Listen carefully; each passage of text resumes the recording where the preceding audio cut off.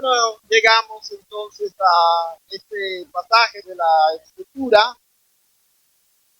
y no sé si usted alguna vez ha visto o ha sido testigo de un creyente, un cristiano que va hacia el hospital y los familiares, él mismo, saben que la condición en la que va es una condición crítica, es una condición que están seguros de que ya no regresará más a casa.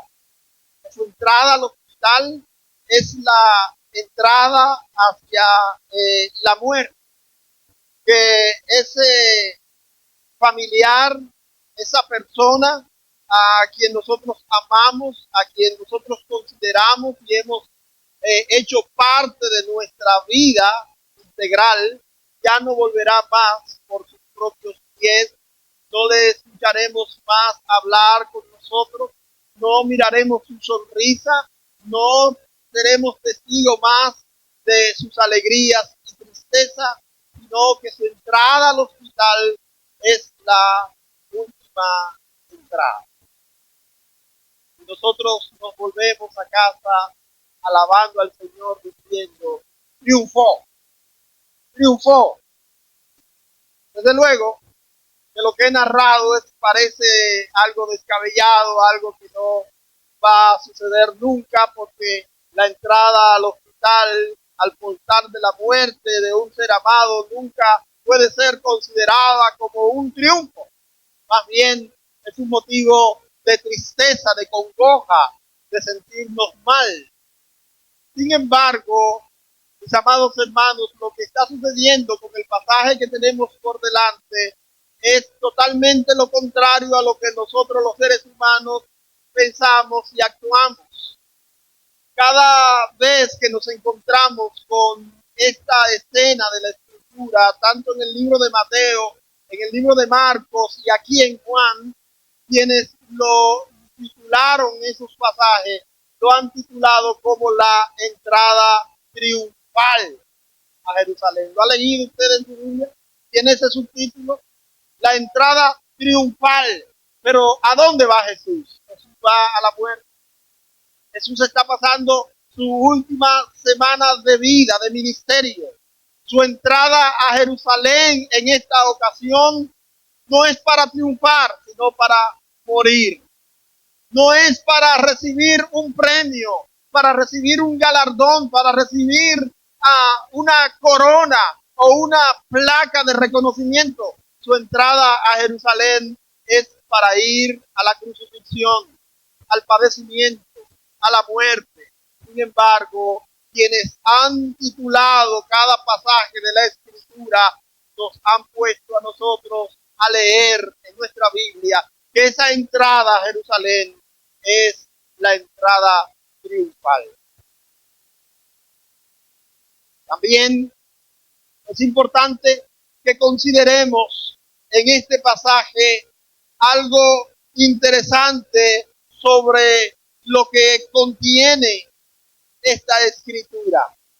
Y es que lo que se ha tomado como centro de este pasaje es el cántico de aquellos que recibieron al Señor a la puerta de la ciudad y que comenzaron a citar una profecía mesiánica del Antiguo Testamento. Y la gente se enfoca en este cántico que comienza diciendo, Hosana, bendito el que viene en el nombre del Señor, porque es la parte más atractiva del pasaje. Sin embargo, el escritor de este pasaje no quiere invitarnos, no nos está guiando a que veamos esta parte a partir del versículo 15 como la parte principal de este texto. Más bien nos está haciendo el énfasis en cuanto al contexto de la señal hecha por Jesús. Recuerden que hemos hablado en otros estudios que el Evangelio de Juan nos presenta 7 señales, así como nos presenta 7 yo soy. Y no sé si usted ha dado seguimiento a las señales que aparecen en este pasaje, pero ya la hemos considerado las 7. ¿Y cuál fue la última señal que consideramos? Bueno, hace un par de domingos atrás, el pastor Arturo comenzó a predicarnos acerca del capítulo 11 de Juan, y en los primeros versos del capítulo 11 se nos habla acerca de la resurrección de Lázaro de entre los muertos. Y notemos que a partir de los primeros versículos del capítulo 1 se va desarrollando el tema de esa señal, de la séptima señal, y hasta aquí todavía, ya llegando a la mitad del capítulo 12, a la altura del versículo 19, todavía Juan, el escritor de este evangelio, nos está hablando de esta señal. De hecho, cuando comenzamos a leer hoy en el versículo 9, lo primero que vimos fue una referencia a esa señal. ¿Qué dice el versículo 9? Dice el versículo 9 que gran multitud de los judíos supieron entonces que Jesús estaba allí y vinieron, no solamente por causa de Jesús, sino también para ver a quién. A Lázaro. ¿Y qué dice de Lázaro? Dice a quien había resucitado de los muertos. Mis amados hermanos, al considerar las escrituras, nosotros tenemos que pedirle a Dios que nos dé la iluminación del Espíritu Santo, a fin de que nosotros podamos entender la razón por la que Dios nos guía las escrituras. Y tenemos que poner el entendimiento en las escrituras. Cuando las cosas se repiten y se repiten y se repiten, estamos hablando del énfasis, del sobreénfasis. Y las cosas que son enfatizadas en las escrituras, ¿saben qué? Son importantes para nosotros. El Señor, que es quien nos habla a través de las escrituras, cuando enfatiza sobre un tema, es porque el tema es importante. Hay que ponerle atención, porque desde el capítulo 11, a partir desde el primer versículo, se está hablando acerca de Lázaro, de su enfermedad, de su muerte, de su resurrección. Eso indica, y mire que el capítulo 11 es extenso, más de 50 versículos. Y entonces iniciamos el capítulo 12 y se nos dice que Jesús vuelve a la ciudad o a la aldea de Betania, donde ¿quién vivía? Donde Lázaro vivía y sus hermanas. Y que se hizo una cena en honor a Jesús. ¿Por qué causa se hizo la cena? Bueno, porque él había hecho un milagro con Lázaro. Note que todo el pasaje ha estado hablándonos acerca de quién, de Lázaro y de lo que había estado sucediendo con él. ¿Para qué significa eso en este contexto de Juan? También desde los primeros días que comenzamos a estudiar sobre este pasaje, una de las cosas que hemos hecho, creo que cada uno de los que hemos expuesto sobre este evangelio de Juan, es decirle, mis amados hermanos, aunque no hemos llegado al final, lo importante sobre el propósito, sobre el objetivo, sobre la meta de este evangelio está al final, en el capítulo 20, en el versículo 30 y 31, que habla acerca del propósito. ¿Y qué dice ese propósito allá al final? Hizo Jesús otras tantas señales, las cuales no están escritas en este libro. Pero estas, ¿cuáles son estas? Hemos hablado de 7 señales. Estas se han escrito, ¿para qué cosa? Para que crean. ¿Y para qué creyendo? ¿Cuál es el fin último de este evangelio? Tengan vida en su mente. Cuando nosotros leemos el evangelio de Juan, ¿cuántos están leyendo el evangelio de Juan? A ver, no sean tímidos al levantar la mano, pero tampoco sean mentirosos al levantarla. Si usted no lo está leyendo, no simplemente no lo está leyendo. Bueno, lo que yo supondría como pastor en esta iglesia es que como este es el libro que estamos estudiando los domingos, Por lo menos una vez a la semana, cada miembro de esta iglesia tiene que leer un pasaje de esto. Yo supongo, digo yo, no sé. Con esta mente de manera uno comienza a pensar cosas que no son. Al estudiar el Evangelio de Juan, sepamos que hay un propósito, que Dios tiene un propósito al hacernos estudiar este pasaje. Y es un propósito que tiene 2 vías que deben cumplirse. El primer propósito es que creamos las cosas que aquí están escritas. El primer propósito, ¿cuál es, mis amados hermanos? Que creamos. Y ese propósito nos lleva al cumplimiento del segundo. ¿Cuál es el segundo? Que creyendo tengamos vida en Jesús. Ese es el propósito por el que estamos estudiando este libro aquí en esta iglesia.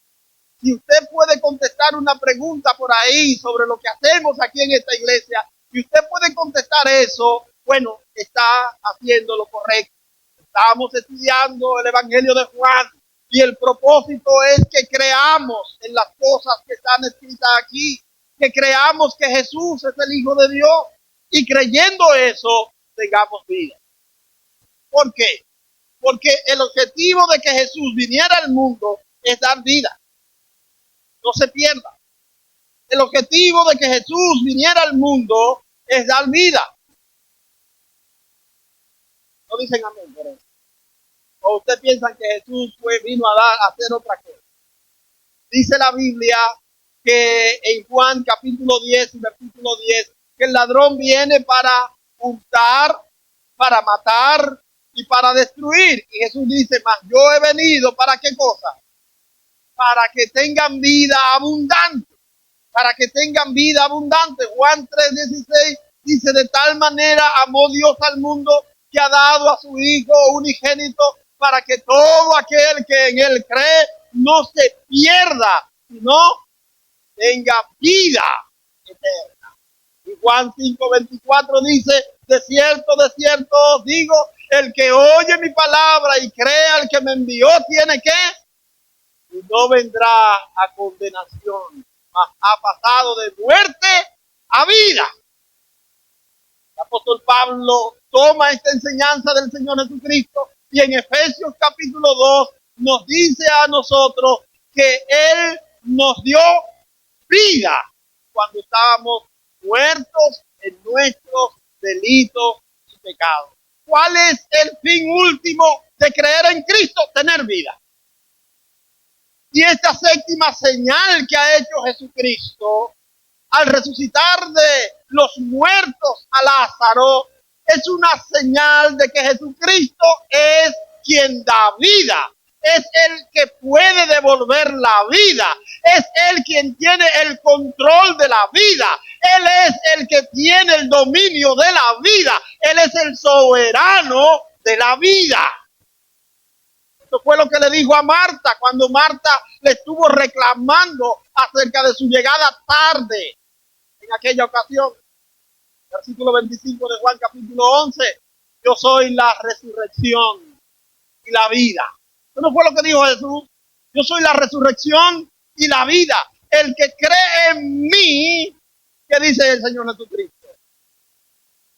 Y todo aquel que cree en mí no morirá eternamente porque Jesucristo es vida, mis amados. Juan capítulo 14, versículo 6, la palabra de Dios lo expresa claramente en ese conocido yo soy de Jesús, ¿verdad? Él está hablando con sus discípulos que están tristes por su partida, eso lo vamos a ver más adelante, pero le adelanto que el Señor Jesucristo dijo, yo soy el camino, yo soy la verdad, ¿y qué? Yo soy la vida. Todo el libro de Juan está conectado alrededor de un mensaje, de un propósito que tiene que ver con Jesús y creer en Él. ¿Cuál es el mensaje? Es que Jesús es vida. Y los que creemos en Jesús tenemos la vida. ¿Cuánto creen en Jesús? Todo esto para entrar en este pasaje. Capítulo 12, versículo 9. Lo primero que vamos a ver aquí es una multitud de curiosos. A propósito, en este estudio de hoy vamos a ver 4 actitudes de 4 grupos diferentes que se relacionan con Jesús. Nosotros nos estamos relacionando con Jesús. Y entre nosotros probablemente hayan de los 4 grupos diferentes. Yo no sé cuál de esos grupos usted será, pero siempre alrededor de Jesús van a haber actitudes que van a delatar nuestra relación con Jesús. Lo primero que vemos es un grupo que yo he llamado los curiosos. Hay gente que se acerca a Jesús, pero su fin, su objetivo, es un objetivo de alimentar su curiosidad.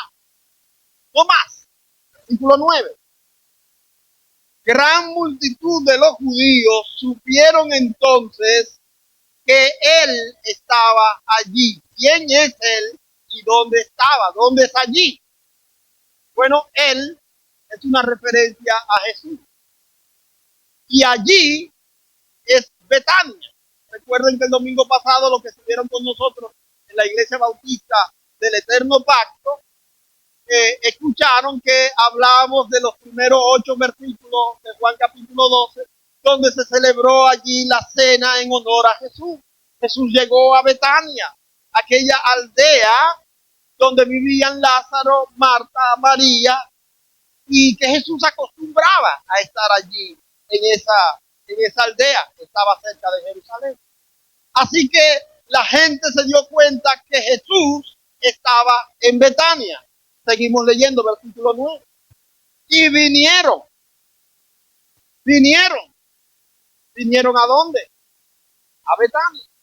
¿De dónde vinieron? Bueno, la Biblia no nos dice de dónde vinieron. Probablemente vinieron de Jerusalén, que estaba cerca, pero vinieron de otras ciudades, de otros pueblos, porque Jesús atraía la atención de gente de diferentes partes. Recuerden que cuando leímos nosotros o estudiamos el capítulo 6, dice que la gente estaba buscando a Jesús, gente de toda la región. Y ellos vinieron.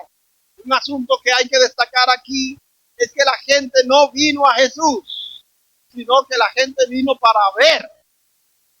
Dice el pasaje, versículo 9, que la gente vino y dice, no solamente por causa de Jesús, sino también para ver a Lázaro, a quien había resucitado de los muertos. ¿Cuál era el interés de esta gente? ¿Llegar a Jesús? No, la gente tenía curiosidad porque Jesús había hecho algo extraordinario, algo que no era una noticia de todos los días. Jesús había resucitado a Lázaro de los muertos. La gente, note como Juan nos hace saber que esta gente no solamente llegó ahí porque tenía interés en Jesús, sino que tenía interés en ver a Lázaro. Están copiando lo que dice la Biblia aquí, ¿verdad? Porque Lázaro era una especie rara, un hombre que estaba muerto y después de 4 días el Señor lo volvió a la vida. Noten también, mis amados hermanos, que habla de una gran multitud. ¿Qué dice? Versículo 9, gran multitud. Mucha gente que se desplazó para llegar a Betania, aquella pequeña ciudad, para ser testigo de lo que había ocurrido allí. Una multitud de curiosos. Versículo 10 y 11. El enojo y la decisión de los enemigos de la fe. Este es otro grupo. Recuerden que hay gente que se acerca a Jesús para satisfacer su curiosidad. Hay gente que se acerca a Jesús para oponerse a Jesús. Esta mañana en la clase de los caballeros, en uno de los capítulos que tomamos los caballeros para hablar, estábamos hablando de que no todo el mundo es amigo de Jesús. Nosotros los creyentes, a veces en nuestra ingenuidad, creemos que todos como nosotros quieren y aman a Jesús. No, mis amados hermanos, lo que más hay en este mundo es gente que no quiere saber de esto.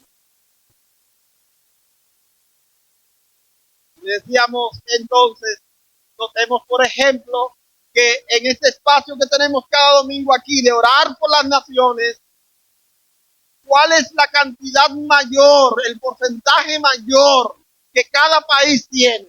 Son enemigos de Jesús, mis amados hermanos. Yo no sé si ustedes le dan seguimiento a eso, porque a veces aquí hacemos la cosa y la hacemos como para el aire, que la gente no le pone atención.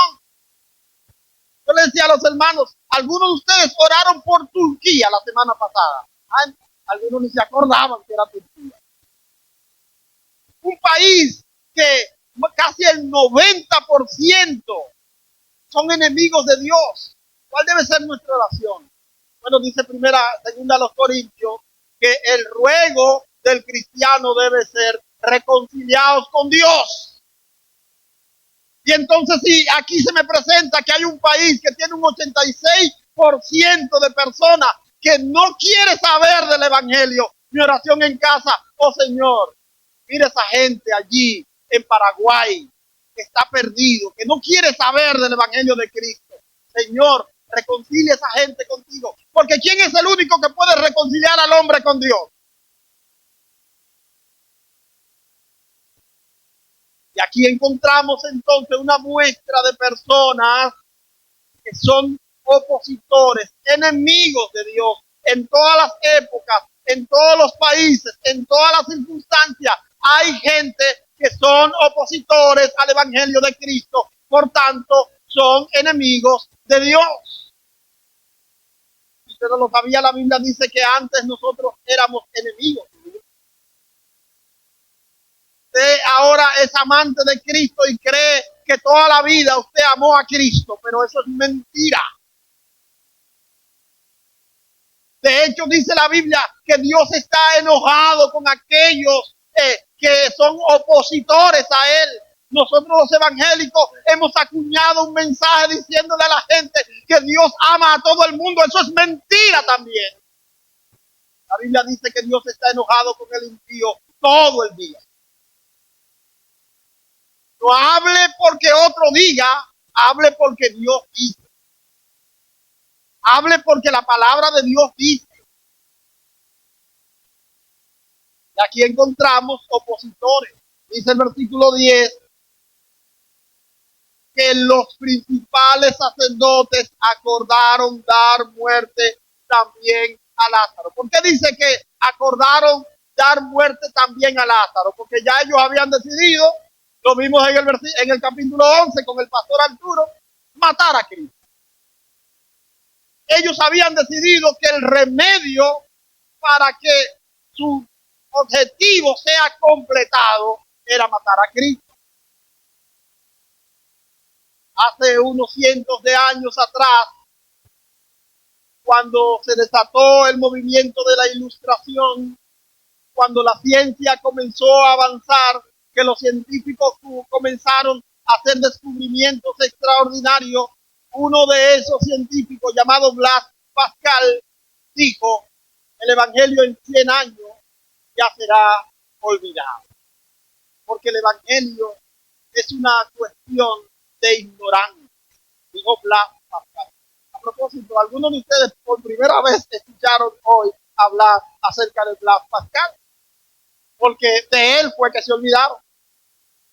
De él fue que se olvidaron. Porque a pesar de los pesares, de las persecuciones y de las oposiciones, la palabra de Dios dice, en palabra de Cristo, cuando habló de su iglesia, dice que las fuerzas del Hades no prevalecerían contra su iglesia. Y que la iglesia de Cristo avanzaría. No somos populares, pero estamos firmes en Cristo. No somos la gente que el mundo ama. La gente nos odia porque nos ve diferente, porque nosotros no corremos en el mismo desenfreno que corren ellos. Nosotros no estamos llevados por la misma brisa que los lleva a ellos, pero estamos seguros en el Señor Jesucristo. Y a pesar de que la gente se opone al evangelio de Cristo, el evangelio de Cristo y su iglesia seguirá firme hasta el final del tiempo.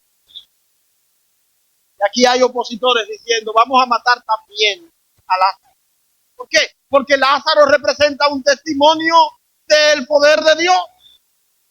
Lázaro representa un testimonio de que el Señor Jesucristo es la vida y el que Él da vida. Entonces, dice el verso 11, porque a causa de Él, muchos de los judíos se apartaban y creían en Jesús. A propósito, mis amados hermanos,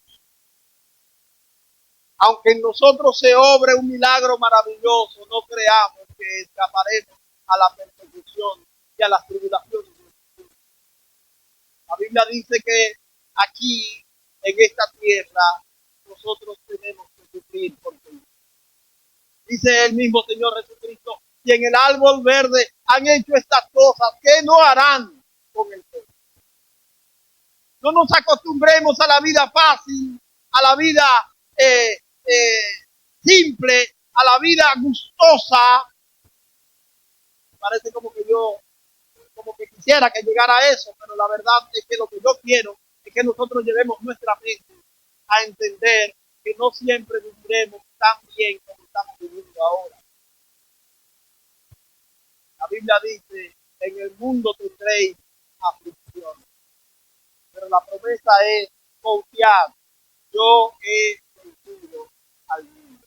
Alabado sea el Señor. Versículo 12 hasta el 15 nos habla del cumplimiento de una profecía mesiánica.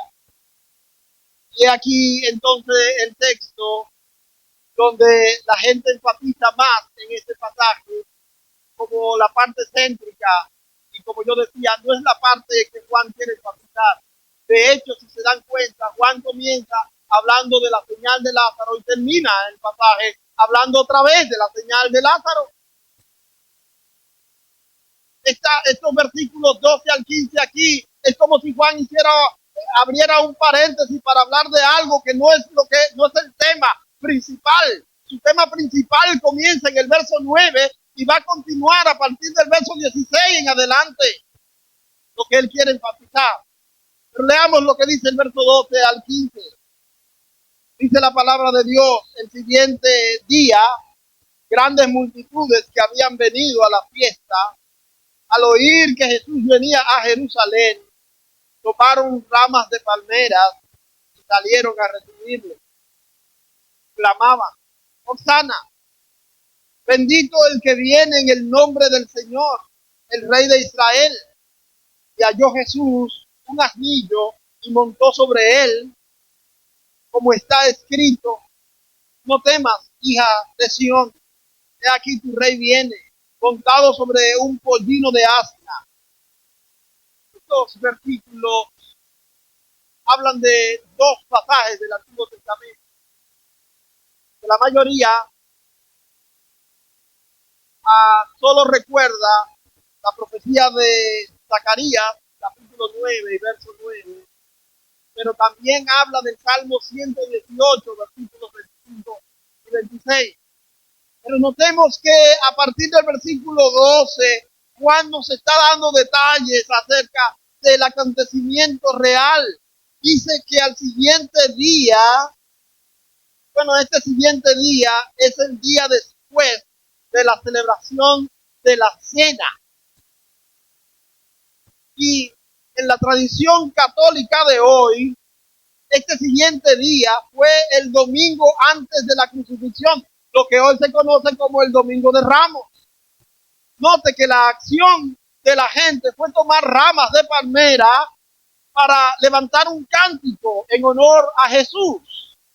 Y los católicos, yo no sé si bien o mal, un día de esto vamos a hacer una práctica de Domingo de Ramos aquí, traen ramos ese día y celebran y simbolizan ese día. Y tienen razón en el contexto histórico, no estoy diciendo que en el contexto teológico lo tenga. Ese domingo, primer día de la semana, ese domingo antes de la crucifixión, Estas personas que estaban aquí hicieron eso. Ahora, lo siguiente que la Biblia dice en el versículo 12, que eran grandes multitudes. No dice así la Biblia suya. Y es como si pusiera, note que en el versículo 9 dice gran multitud, como en singular, como que es un número grande de gente, pero eran menos que lo que dice el versículo 12, porque el versículo 12 lo dice en plural, como que eran multitud de multitudes, grandes multitudes. Es decir, si la gente que fue a Betania era mucha, la gente que esperó a Jesucristo a las afueras de Jerusalén eran más. ¿Están entendiendo? ¿Están entendiendo? Si allí en Betania fueron mucha gente, aquí hay mucha gente más. Bueno, lo que yo estoy diciendo es que si la gente que se acerca a Jesús por curiosidad es mucha, este grupo que yo llamo los políticos son muchos más. Los que se acercan a Jesús de manera política. ¿Y por qué? Porque esta gente está reclamando de Jesús beneficios. Y eso es lo que hacen los políticos en este país, no es buscar sus propios beneficios. Esta gente lo que está es levantando una alabanza a Jesús, pero lo que ellos están diciendo y mirando de Jesús, este es el que nos viene a salvar. Este es el que nos viene a libertar. Porque la gente que está clamando a Jesús está viviendo bajo el yugo de los romanos. No nos olvidemos de eso. Son judíos, pero los judíos no son libres en ese contexto. Los judíos están bajo la fiera y cruel de los romanos. Estaba buscando una palabra ahí. Fiera y cruel dominio de los romanos. Y ellos estaban esperando un Salvador, un Mesías. Hay dos cosas aquí que delatan cuál era el propósito de ellos. Primero, es que ellos identifican a Jesús como el Rey de Israel. Nótenlo. En su cántico, ellos están diciendo, tú eres el Rey de Israel. Es decir, tú eres el Rey, el linaje de David, el Salvador, el que nosotros tenemos como promesa que viene a liberarnos. La palabra Hosanna, que no es en español, aunque nosotros la hemos tomado para decir, en español no tiene ningún sentido para nosotros. Ahora sí tiene un significado. Para ellos que estaban ahí, la palabra Hosanna significa sálvanos, por favor. Cuando ellos estaban levantando ese cántico, sálvanos, por favor, es porque ellos estaban clamando acerca de un libertador. Las ramas de palmera. Ustedes han visto los escudos, ¿verdad? Y casi en la mayoría de los escudos que representan a las naciones hay ramas de palmera. ¿Qué simboliza la palmera? Libertad, soberanía. Y ellos estaban tendiendo sus ramas de palmera diciendo, queremos ser libres, sálvanos por favor. Levantaron ese cántico, bendito el que viene, este Salvador que nos viene a liberar. A propósito de lo que nosotros cantamos, hay canciones muy bonitas que hablan de Hosanna. Recuerden que quienes cantaron Hosanna fueron los que también dijeron crucifíquenlo. Esta misma multitud que está aquí reclamando que Jesús le salve, 3 o 4 días más tarde van a estar frente al palacio donde Pilato diciendo crucifícale, crucifícale. ¿Saben por qué? Porque ellos esperaban a un Jesús que viniera con espada a liberarles. Pero Jesús tenía otros planes. Los planes de Jesús era morir para dar vida. Y ellos no entendieron eso. Cuando vieron que Jesús había mostrado, según ellos, flaqueza, entonces dijeron, nos equivocamos, este no es el Mesías, crucifícale. ¿Están entendiendo lo que ha pasado en la historia? No nos llevemos de que esta gente está cantando porque esta gente quiere a Jesús. Esta gente son unos políticos. que lo único que están buscando es su propio beneficio. Y hay multitud de gente que se está acercando a Jesús de ese modo. De hecho, cuando yo dije al principio, que yo no sé si algunos de esos estaban aquí, lo dije con toda seriedad, porque hay gente que viene a nuestra iglesia y lo único que le interesa es qué beneficio va a sacar de estar en medio de ese grupo. Perdónenme, usted que lo piensa así, pero de verdad se lo estoy diciendo a usted. Hay gente que viene aquí pensando en qué me beneficia a mí ser parte de esta gente. Venir cada domingo. Porque lo único que quieren es sacar beneficio de la supuesta fe que tienen en Jesucristo. Y este es el grupo de políticos. Y quiero recordar que son los más. Son muchos. Son grandes multitudes. Son la gente que nosotros vemos a través de los medios sociales que se dicen ser cristianos. Son la gente que nos topamos con ellos por las calles, que hasta nuestros saludos imitan, que se identifican con nosotros.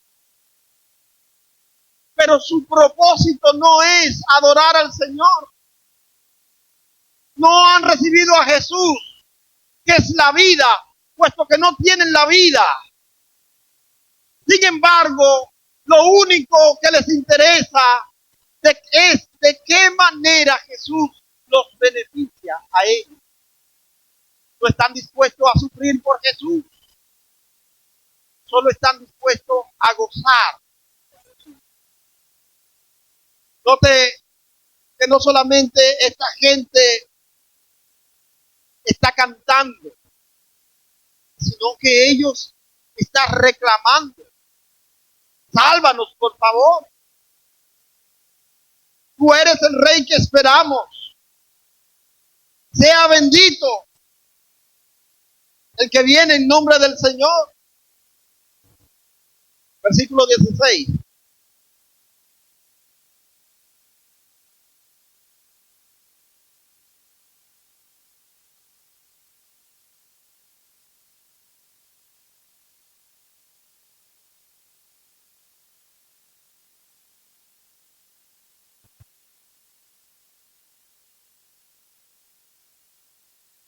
Y 17. Hay un cuarto grupo. Dice el versículo 16. Estas cosas no las entendieron sus discípulos al principio. Pero cuando Jesús fue glorificado, entonces se acordaron de que estas cosas estaban escritas acerca de él y de que se las había hecho. 17. Y daban testimonio la gente que estaba con él cuando llamó a Lázaro del sepulcro y le resucitó de los muertos. Este cuarto grupo, note que la Biblia lo señala como discípulos.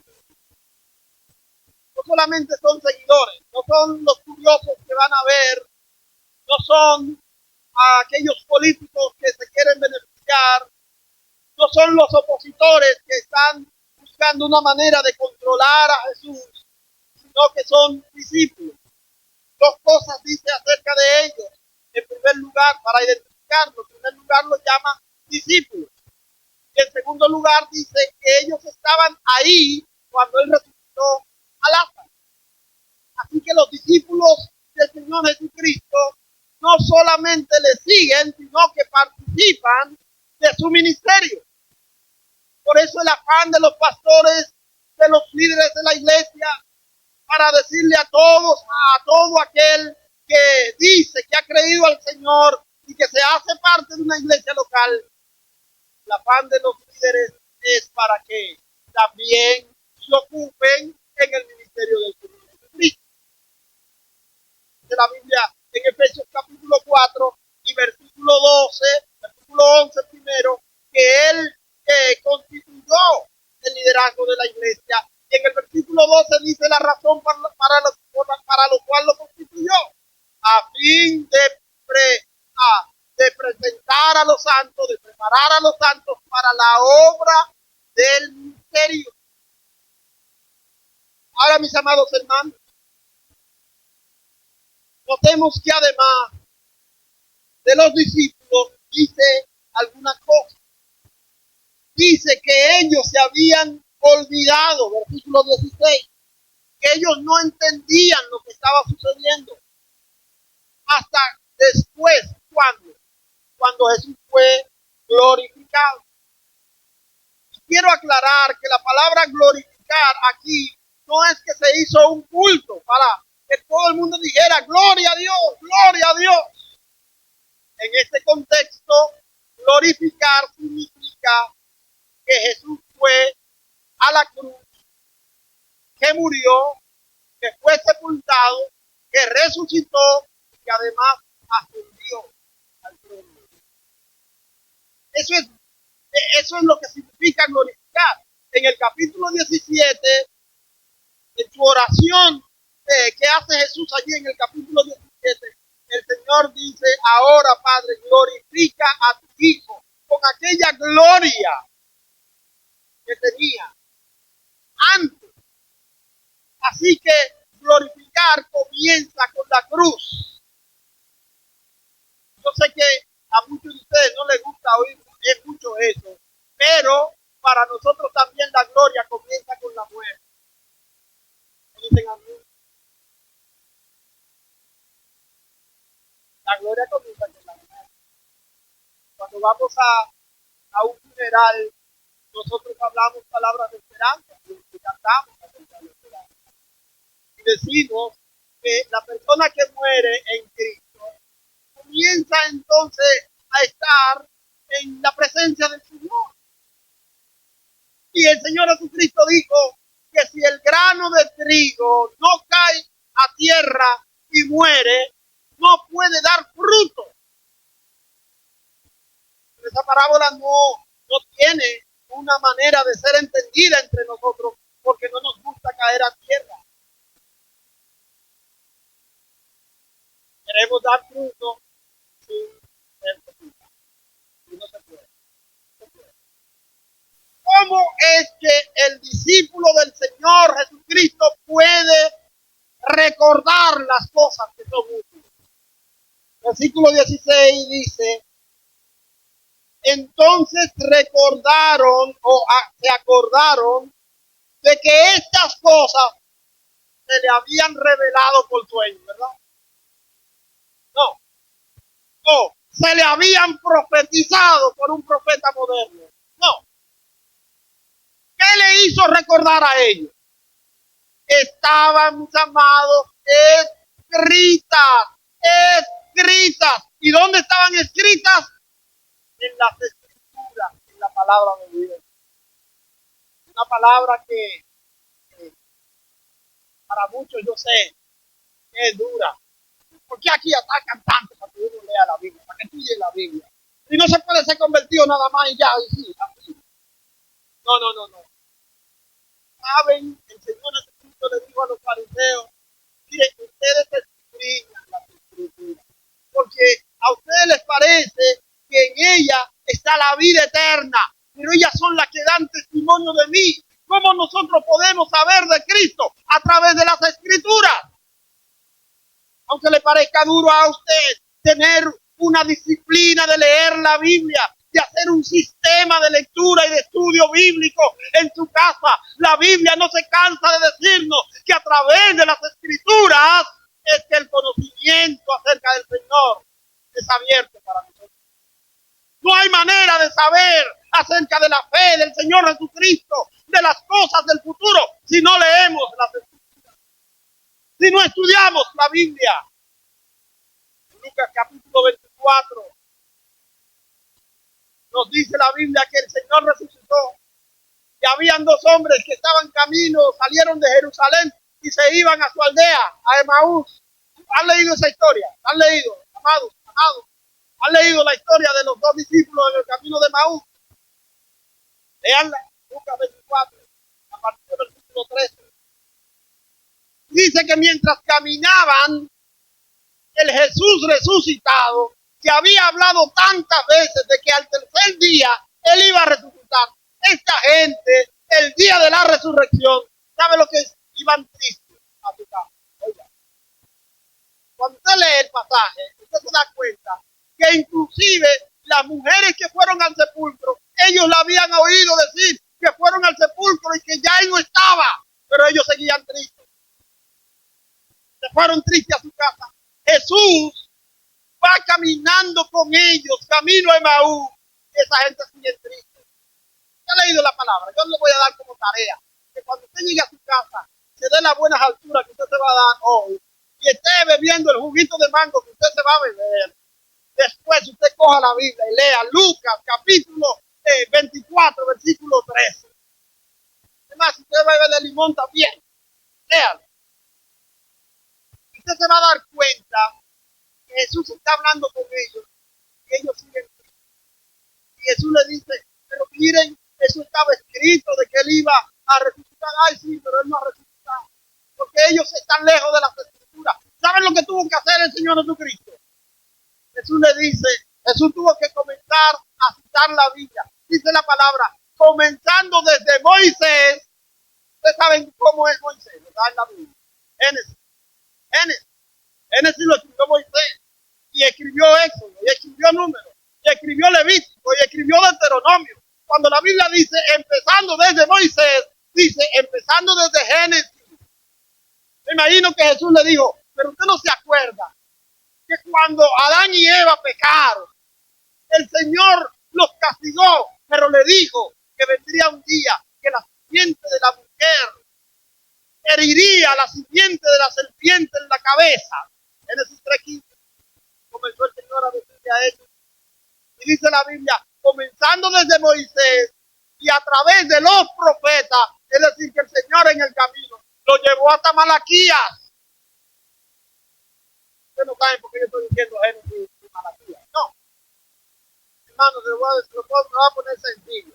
Es que Génesis es el primer libro de la Biblia y Malaquías es el último libro profético del Antiguo Testamento. Lo que la Biblia dice es que comenzando desde Moisés y pasando por los profetas, es decir, que Jesús pasó por los 39 libros del Antiguo Testamento, entonces, dice la palabra, entró con ellos en la casa y como ellos estaban tan extasiados, porque la palabra de Dios cuando es explicada, cuando es enseñada, como que anima a uno. Jesús le dijo, yo voy a seguir. Yo dije, no, siéntate con nosotros, síguenos enseñando. Cuando se sentó con ellos a la mesa que partió el pan, entonces ellos abrieron los ojos y conocieron que era Cristo. ¿Cuándo conocieron que era? Cuando abrieron. Mis amados hermanos, ahí está la historia. Lucas capítulo 24, versículo 13 al 35. Cuando nosotros vamos a entender la gran bendición que tenemos cuando nosotros comencemos a leer la palabra. Mientras tanto, no sabremos, no entenderemos, estaremos, sí somos discípulos del Señor, porque no depende de nosotros ser discípulos del Señor, porque el Señor ya nos dio la salvación, pero vivir esta salvación en ignorancia, mis amados hermanos, no es agradable. Tenemos que saber lo que dice la palabra de Dios para nosotros. 4 grupos. Los curiosos. ¿Y están los curiosos? Los políticos. Hay algunos políticos. Los opositores al Señor. Hay algunos opositores. Pero lo que yo quisiera es que la mayoría de nosotros sea de los que aunque por el momento no entendemos, no nos acordamos de lo que el Señor nos ha dicho, llegará un momento en que abriremos las escrituras, nos daremos cuenta de todas las bendiciones que el Señor tiene para nosotros. Yo termino leyendo el versículo 19. Note cómo Juan advierte acerca de los opositores al Señor, que no se cansan, ¿verdad? El versículo 19 dice, pero los fariseos dijeron entre sí, ya veis que no conseguís nada, mirad, el mundo se va tras él. Este versículo es el final de este pasaje, pero al mismo tiempo nos presenta la apertura del otro texto que va a empezar en el versículo 20, hablándonos acerca de la visita de unos griegos que vinieron para hablar con Jesús. Estos fariseos, opositores de la fe de Cristo, dijeron, el mundo va tras él. ¿Qué será esto? Que dijeron los fariseos. Lo veremos si el Señor nos permite la próxima oportunidad de estaremos hablando acerca de la palabra del Señor. Por el momento, mis amados hermanos, recuerden, 4 tipos de personas: los curiosos, los políticos, los opositores, los discípulos. ¿Cuál de esos 4 grupos se inscribe? No tiene que responderme a mí. Yo le puedo creer sobre cualquiera de los grupos que se inscribe. Pero el único que sabe y conoce el interior, conoce la verdad de su corazón, conoce sus intenciones, el único es Dios. A Él, delante de Él, usted debe confesar. Vamos a ir en oración. Vamos a orar.